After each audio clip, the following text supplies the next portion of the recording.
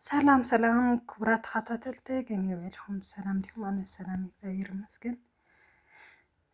ሎማዓንቲ ብጣዕሚ መሕዘንና መደንገፂ ዝኾነ ዜና እዩ ሓዚርኩም መፂናኹ። እዚ ግንስ ሓቂ ድዩ ውሕሸት እንዴ? ኣነ ምእማን እየ ስኢነ እኒአኹ። ሓቂ እንተኾይኑ ሓቂ ይበልና። መቕተሊ ምክንያት ኸ እንታይ እዩ?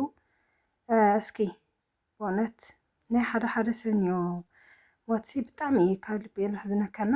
በመጀመርያ እስኪ ሓቂ እንተኾይኑ ቴዲ ሓውና መንግስቲ ሰማይ የዋርስካ ኣብ ኣፀደ ገነት የንብርካ።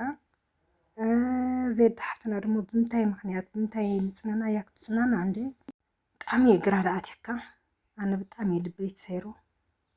ሂወት ማለት በቃ እዚኣ ድያ ከዚ ነርካ ከዚ ግን ሕሸት ክኾን ወይ ከዓ ስኢልካ ልትጋገየ ዜና ልትጋገየ ሓበሬታ ክኾን ተስፋ ይገብር። ናይ ብሓቂ ድዩ ቴዲ ሞይቱ እንዴ?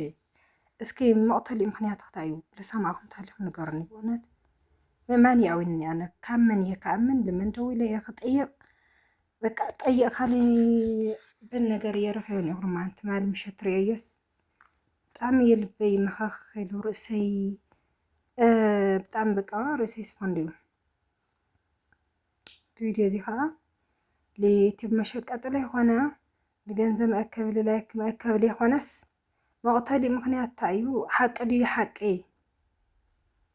ክጥይቕ እየ መፅአ ብትክክል ኣብ ሶሻል ሚድያ። እስኪ መቕተሊ ምክንያት ዝሰማዕክ እንተሃልዩኩም እስኪ ንገራና። ሓቂ ድዩኻ? ኣነ እንድዒ ምእማን እየ ስኢነ እኒአኹ። ኩሉ ግዜ በቃ ኣብቲ ሶሻል ሚድያ ይሪኦም እየ ዩቲብ ናይ ክልቲኦም ይርኢ እየ። ግን በቃ 10 ግዜ ቲ ፌስቡክ ሪአ ትፈትኡ ሲ ምእማን ኣዊኒ ካብኡ ከዓ ፌስቡክ እንዳለ እያ ተነዚሓን እያ። ንበዓል ብሬክስ በዓልቲ ቤትን ብሬክስ እዮም ዝርክሕዎ ኣለዉ ኣብዛኛው። ግን ውሽጢ ተደውልካ እውን ልዒሉ መልሲ ዝህበካ ሰብ የለይ። ናይ ቴዲ ሞትስ ሓቂ ድዩ ይሓቂ? በቃ ናይ መቕተሊ ምክንያት መግደፍዎ እንግዲህ ኮይኑ ኣሎ። ግን ትክክለኛ ድዩ ሞይቱ ኣይሞተ? እስኪ ብውሽጢ ወይ ንዜዲ በዓልቲ ቤቱ ትፈልጣ ተሃሊኸን ወይ ንበዓል መሲ ንበዓል ብሬክስ ውሽጢ እትረኽቦም ተሃሊኹም ደው ኢልኩም ሓቲትኩምዎ እንትኾንኩም ሓቂ ድዩ? ናይ ቴዲ ሞትስ ሓቂ ድዩ? ኣነ ምእማን ኣዊኒ በቃ ርእሰይ ስክፍንዲ እዩ ኢሉኒ። ካብቲ ማል ምሸት ማለት እዩ። ቀስ ወይ ፎቶ ይረ ሓቂ ድዩ? ዋ ታዩ ብቐድመ ፌስቡክ ሓቀይ ኣብ ዩቲብ ዝኾነ ፕራንክ ሰሪሖምና መጨረሻ ቪድዮም ላረእኽዎ ነይረ ቅድሚኡ 3 መዓልቲ እዚ ግን ሃንድቤት ይኮይኒ ስኢሎም ድዮም ሓሰውቲ ድዮም ለጢፎም ወሊዎ ትክክለኛ ድዩ ሞይቱ? ብምንታይ ኢና ክንኣምን? ኣረ ዓለም ከምዚኣ ድያ? ግዜስ በቃ ከዚ ነርካ ከዚ ድያ? ንምንታይ ኢና ግን ዝየጥሪና ዝለየጥረና? ዓለም ኮንቱ እያ ኮንቱ። ሓዝናይስ ኮንቱ እያ። ብእውነት ልበይ ብጣዕሚ ልበይ ተሰይሩኒ እዩ። ልበይ ኣመኺኻን እያ ብናይ ቴዲ ደሞ ኩሉ ሰብ ይሞት እዩ እሞ ናይ ቴዲ ከዓስ ፍልይ ዝበለ ነገር ይኮን ንኣይ ማለት እዩ። ሞት እዩ። ዋ ሓሚሙ ድዩ ነይሩ? ኣይሰማዕናይ። ኣብ ሶሻል ሚድያ ነይሩ እዩ። ኣብ ዩቲብ ፕራንክ ገለታት ይለቁ ነይሮም እዮም።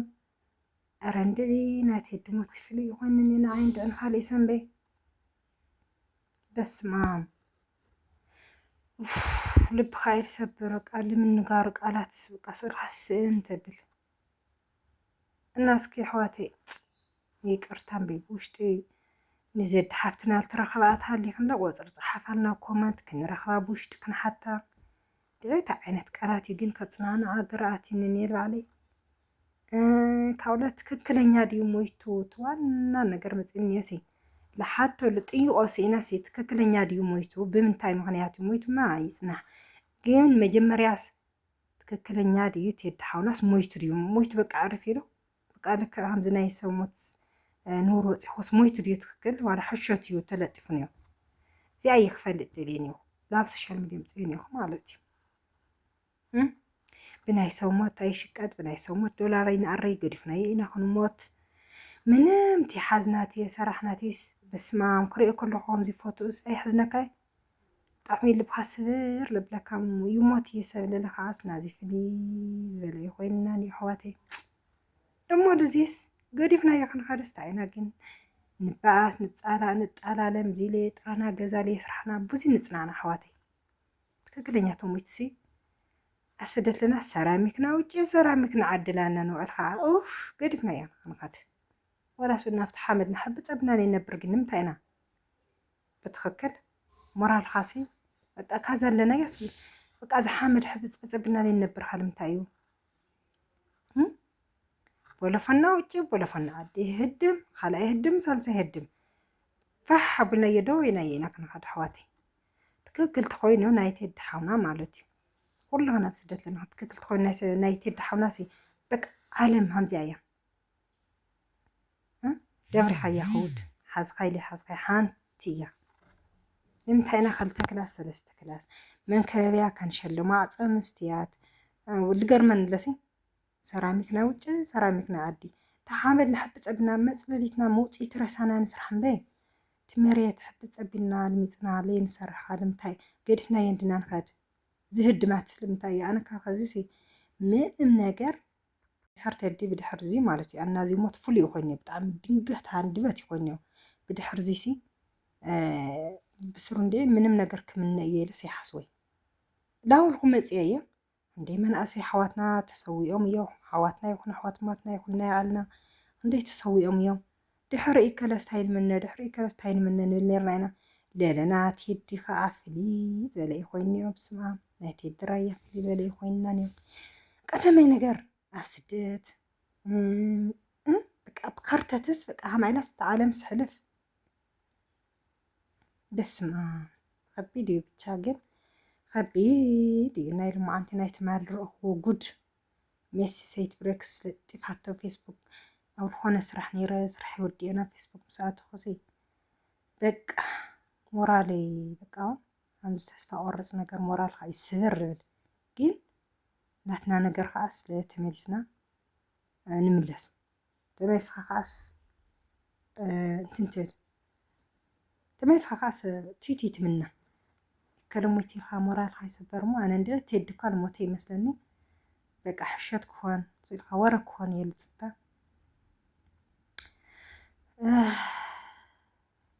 بقى تمال مشات دقاس ببخيات دقاس يدقص يبي عصرت جز حق له لمن يلحت له ربيش لا يمشي بتخكل تاي خوين مويت ويلي ما ازي حميمو على السوشيال ميديا كان سوشيال ميديا يتفلي فيسبوك دمو فلو لي يا فيسبوك اللي جدير يا يوتيوب دمو يا كان لقص شو عتمالت خوين له تو نح من برانك غيروا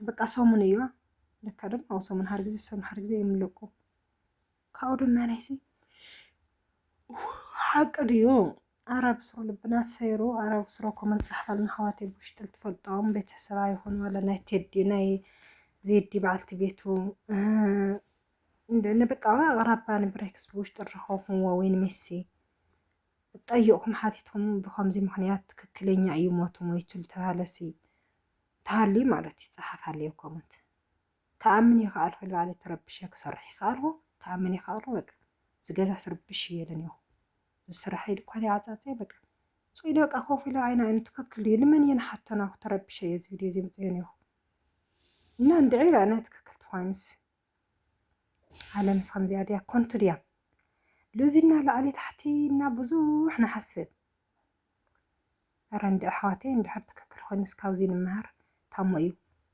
سدت خيدنا لعامنا حزنا نتصنبي زي لي يسرحو زي تطلمخو زي حقاو زي لي حقاو زي تحراسي زي قال حمدينا نبلقن أنا بس ما قل دورينا يحسي بقى نفتل على سمعنا خورتي انتي أنا بمتأيل بيك الراقاق على تأفيني إني أبصرو بقى زفوتو تروخسي حقي أي مثلا اللي يبصر تكلي مويتو كم من سمعية كأمان أرعالي أروديا على يمكن حمزي ديا بسرو من نموت ندينا هالقزيت نموت لي مثل الناس وزحنا حسن كن بقى موتنا يترفلنا بزح يتحسب حواتي سلام عاتي خن عدخن تعمل يترس حن سري حن سك النبر حدا حتى طلعت ويتبقى أوخل خلي مترايس دوري خيو كم خالص أيوة عليه دايما بالطعمية أنا تناخي يعني بنايتي الدموت سحق تخوينس بصورتها أي خويني ليه أنا سندل لا أنا حيل قرمن لمويت كبل شي خابدن له نحر حرني أموت خاص قاس سؤالي كوشت يقولي لبلك ووايتدي حق تخوين استاي عالم كنبرو تاي من بارد لي نابسرو أرى بسمع لا سويت من تاي قالات يختصنعنا حق ريو أرى بسرو قالوا لنا بسرو وي أرى تاينا لا إنا نخدو أرى حميمو معزمو بسرو معزي سامي أس كأمن ጭራሽ ኣነ ክኣምን ኣይከኣልኩ ከመይ ጌርካ ክክመን ዋ ካብ ሶሻል ሚድያ ይርሓቓ ሱርግን ሰብሲ እንታይ ካብቶም ሶሻል ሚድያታት ኣለዎም ዝተባሃሉ ፍሉጣት ዩቱበራት ድዩ ገለ ብጣዕሚ ትሕትና ናይ ውህነት ዘለዎ ቆልዓ ቴዲ እዩ ብትኽክል ተመፂኻ ካብዞም ናይ ደቂ ራያ ዩቱበራት ስማ ዘሎ ናይ ፍሽኽታ ናይ ሰብ ትሕትና በቃ ሰብ ኮይኑ ትሕትንኡ ኣብ ፍሽኽቱ ኣብ ገፁ ይፍለጥ ኣብ ኣነጋግርኡ እናስ እንደ ከቢድ እዩ ሓቂ ተኮይኑስ ልብና ተጎዲኡ ብነታንስ እንደ በቃ ሞራለይ ተነኺኡስ በቃ ገዛስ ክሰርሕ ይከኣል በቃ ኮፍ ኣእምሮይ ዝኾነ ነገር ሰሚዒት ማለት ብድንጋፅ እውን ሲ ደንጊፅካ ዝኾነ ነገር ይኸውን በቃ ተሓጓስ ዝኾነ ነገር ይኸውን እና በቃ ዝኾነ ኣእምሮይ ልበይ ስለሆነ ነገር በቃ ተነኺየ ነይሩ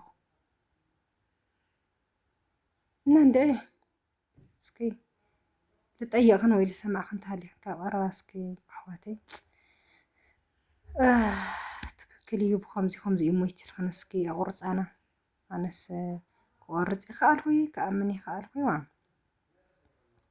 ሓቂ ተኮይኑ ግን ኣብ ገነት የንብርካ ቴዲ ሓውና ልዋህ ትሕትና ልመልኦ ንበዓልቲ ቤቱ ንሰብ ኣብ ሶሻል ሚድያ ዘለዎ ቅርርብ ዘለዎ ትሕትና ጭራሽ ሕማቅ ቃላት ለይትሰምዖ ካብ ዓለም ተፈልየና ሓቂ ተኮይኑ እዩ ኣነ ግን ብምንታይ ዓይነት ነገር ብምንታይ ነገር ክኣምን ከቢድኒ እዩ ኒአዋ ትክክል ተኮይኑስ ኣብ ገነት የንብረና ቴዲ ሓውና ኧረ በስመ ኣብ ኣነ ከምኡ ክብል እውን ካብ ደኒ ለብስሮ ስኢልስ እንደ ከምኡ ክብልስ ድንግፅ ኣለኹ ኣነ